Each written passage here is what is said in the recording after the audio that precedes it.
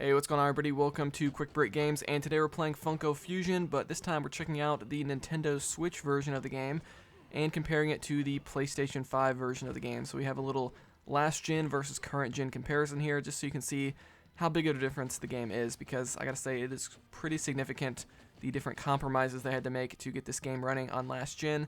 If you didn't know, 1010 Games released the game digitally on Switch and PS4 on December 6th of 2024, with physical versions coming on March 7th of 2025.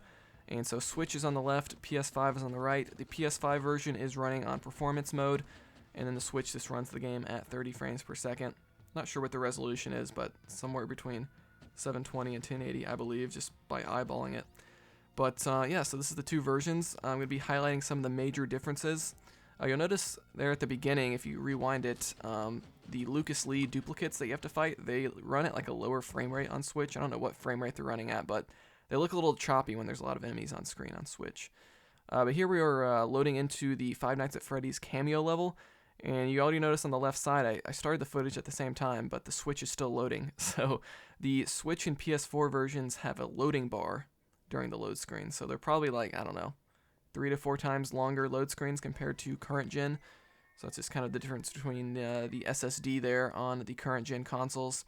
And the reason I wanted to check this level out is because I had heard through the Discord or Reddit that on one of the nights, like, the game starts lagging like crazy on the Switch and becomes like unplayable.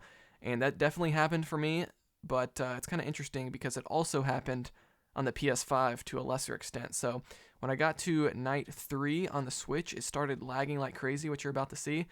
And it did the same thing, but on night 4 on the PS5. So there's some sort of bug that I think affects all the versions. And look, that footage on the left, that is not the recording or anything. That is actually how the game was running on the Switch. It was like 10 or 15 FPS. But what's weird is it fixes itself when you access the CCTV cameras in this level. So I don't know what's going on. That seems to be a bug with the game. It happened on PS5 as well, but the lag, this wasn't as bad because the PS5 version was running at 60 frames per second originally, so the lag doesn't bring it down as much as the Switch, but that seems to be a bug with the game. I don't think it's necessarily specific to the Switch version, but here you can see a major change to the game. This is probably one of the biggest changes, is you can't float between the floors. You can see they blocked that off on the Switch. So in the regular game, you can go through this little floating column in the middle of the hub world and easily float between all the different franchises. Whereas on the Switch, you're forced to use the stairs, and as you progress each floor, it's going to stop you, and there's about, I don't know, like a 2 or 3 second load time, black screen before you get to the next floor. So I think that's just due, again, to the SSD not being on the Switch and on the PS4, so it's not able to load in all those floors simultaneously like it does on current gen. And so it's going to take way longer to go from the bottom floor to the top floor. It's going to take, I don't know, probably a few minutes to do on Switch or PS4, whereas on current gen, you can just float all the way up and you're up there in like 30 seconds or less. So that's definitely a major change. Here we're going to be checking out the first level of Hot Fuzz.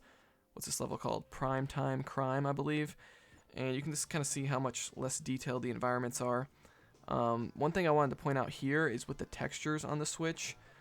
So we're going to approach this pop box here, and you can see the pop box like isn't even readable at all on Switch at first, and then it slowly starts to load in. And so on Switch, the textures just take a while to load. Like, you have to like stand in front of something for like 5 seconds before it fully loads in. Whereas on PS5, like, the textures are just always super high res. Like, look at that Good Luck Sanford sign. It's kind of blurry.